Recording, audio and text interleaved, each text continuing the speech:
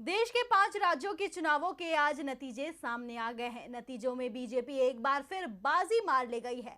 BJP अपने चारों राज्यों की सरकारों को बचाने में सफल रही, लेकिन बीजेपी की जीत में उसकी लोकप्रियता का योगदान कम और विपक्षी दलों का ज्यादा दिखाई दे रहा है। गोवा में तो बीजेपी को वोटों के बंटवारे का जबरदस्त फायदा दिखाई दिया। आइए देखते हैं इस रिपोर्ट को। आज सुबह से जैसे जैसे ईवीएम खुलती गई, देश की मुख्य विपक्षी पार्टी कांग्रेस के कैंप में निराशा बढ़ती गई।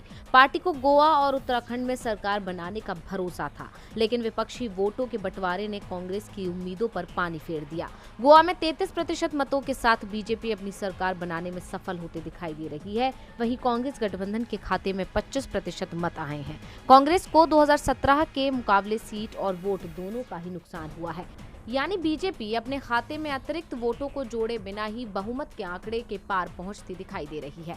दरअसल गोवा में टीएमसी गठबंधन और आप के बीच में बीजेपी विरोधी वोटों के बंटवारे का नुकसान कांग्रेस को उठाना पड़ा है, क्योंकि इन दोनों पार्टियों ने कांग्रेस को ही सबसे ज्यादा नुकसान पहुंचाया। टीएमसी गठबंधन को 13 और आप को 7% के करीब वोट मिला है, जबकि कांग्रेस और बीजेपी के बीच वोटों का अंतर मात्र 8% का रहा। टीएमसी गठबंधन और आप ने बीजेपी विरोधी वोट के नाम पर कांग्रेस के किले में ही सेंध लगा दी।